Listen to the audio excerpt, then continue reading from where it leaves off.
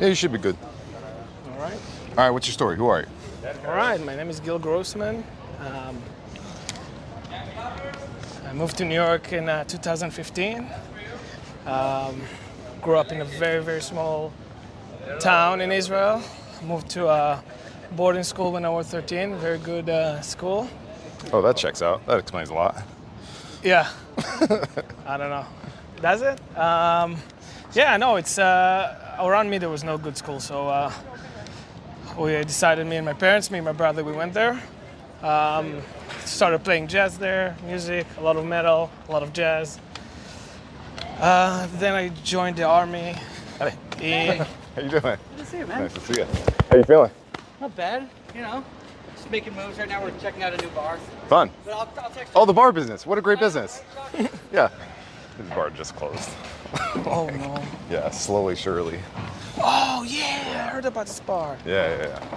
Very, very famous. All right, so you went to boarding school. That's where you got really Yeah. fucked up, and then you were a paratrooper in the military. Exactly. In the Israeli army. So I started as a medic.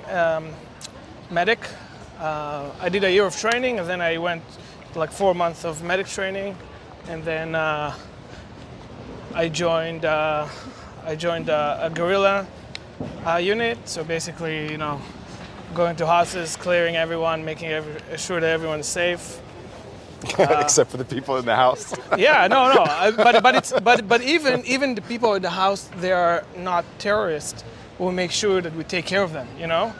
I was a medic, so I did a lot of this work. So you see a kid that is wounded, you treat them. You have to treat them. You ever show up and be like, hey guys, can we use rubber bullets today? Oh no, rubber bullets is illegal, super illegal. Okay. We don't use them.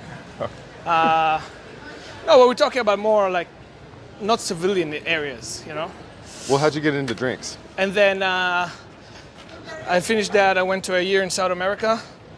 I was into hikes while all my friends did drugs and partied. I just went to like 7 days hikes, 5 days hikes, climbed a mountain, 6,000 meters, crazy stuff. I came back to Israel, and throughout all my youth, I worked in restaurants. I wanted to move to the US. I did some tests. I got accepted, but no money, right? So what do? You work in restaurants. Fell in love with it, really, really liked it. Moved to the US. Kept liking it, but in the same time, I was like, this is not my life. I can't do this. This is stupid. Like, no one wants to live in like restaurant stuff, right? One night, after like 3 months that I'm in New York, I look at my bartender. His name is Sombun. We would work together in the Lower East Side. He's from Thailand.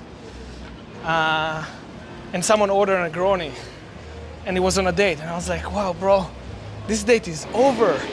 This guy just ordered a red drink. Oh my God, this girl is definitely not gonna go out with him. He looks at me and said, like, are you stupid? Like, this is ridiculous. When we closed the bar, he gave me Negroni, and it just fucking blew my mind. Really, you liked it?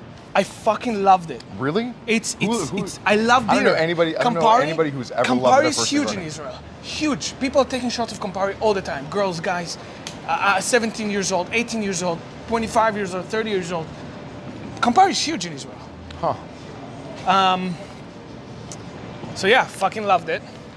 And then I was like, okay, I have to learn. I have to, how do you make this stuff? And that's basically how it started. And then, I always like to fix stuff. I'm in heart, I'm a very negative person. So that's very easy for me. Yeah. So because I'm a negative person in heart, I know exactly what's wrong all the time. Because I think about what's wrong all the time. You're like a Murphy's Law, like you think of the worst case scenario. I would differentiate that from being like. No. But I wouldn't characterize myself as a negative person. I would say that's more pragmatic, but not necessarily negative. Just because you think about what could happen doesn't make. But I agree. But this is all I can think about it when I work in a restaurant. When I worked in a restaurant, always bothered me. I couldn't think about like, oh, that was a good service. No. I always like, oh, that was stupid. We can do it better. We can do it better. We can do it better. It is being negative sometimes because it drowns you, you know?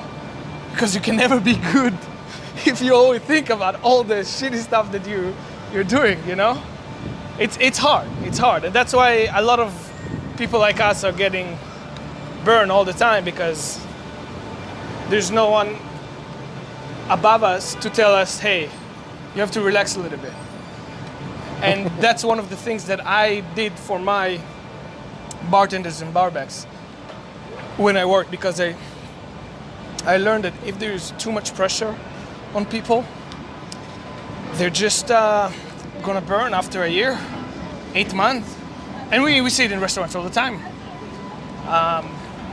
So I took on myself to be a safe haven to help people and to help restaurants to be better and more accepting and more collaborating and really understanding the why, right? I talk a lot about the why. Yeah. You know, and explaining all the time, why are we doing this? Why are we doing it like that? Ask questions. Let's understand stuff. Yeah. So that's in reference to the Simon Sinek book, Start With Why. Yeah. Simon Sinek is definitely someone that I look up to. He's an incredible speaker. And he genuinely just loves people. And we all need to learn from that. You know, just like people and just learn how to channel their advantages to your advantage. So why did you take this job? Why are you a consultant for Southern? So there's two answers to this question. First, restaurant industry in New York, at least, is in a crisis. This is how I see it. Again, looking at the negative always, right? Places that used to be good are falling apart. The whole city is $18, $22 a cocktail. Not because the rent is high, it's because people don't know what the pour costs, and they're just thinking that if that bar charges $20, I should charge as well, right? So we have a deterioration of our industry. And the second thing is that, and part of it is also because the experience is not important anymore for restaurants. It's almost like you come, you drink, and you go home. No, you have to be part. They have to be part of the experience of the restaurant. No one comes to eat and drink anymore. Yeah, you can eat and drink at home. During pandemic, everyone learned how to make cocktails at home. Why would I go to a bar? You know, again, the why. Why would I do this, right? Then the second thing is that I think there's true health insurance for sure. But even though I had health insurance in my last job, you know, and it was even paid for. Like I didn't pay for it. It was pretty amazing. Huh. Yeah, but I don't think there is a space for us in the industry anymore. For consultants? No, for good bartenders, obsessive bar managers, people that they just want to dive into this industry and fix and do stuff. And there's no room for that anymore. No, we have to do it from the outside. And this is what I totally disagree with that. I think that consultants can guide people in the right direction. No, But the real work has to be done by the leadership and the ownership. Right, but there's no enough strong leadership that understand stuff. You know, so. Which is, it seems kind of bizarre because it's like we're talking about people's life savings that are wrapped up into these bars. You know, like there's. You know, I because I grew up kind of like poor. I view people's money as like sacred, you know? And my parents always taught me, you know, people can be nice, but touch their money and you're a bad person. Huh. You know? Don't touch people's money. Respect it. You have to fucking respect it. You know, every time that I put an order in my restaurant for alcohol, thinking twice, looking it over. You know what? Maybe I will give it to 20 minutes and then I'm gonna look over it. have to respect. Even I worked with John George and in Pier 17.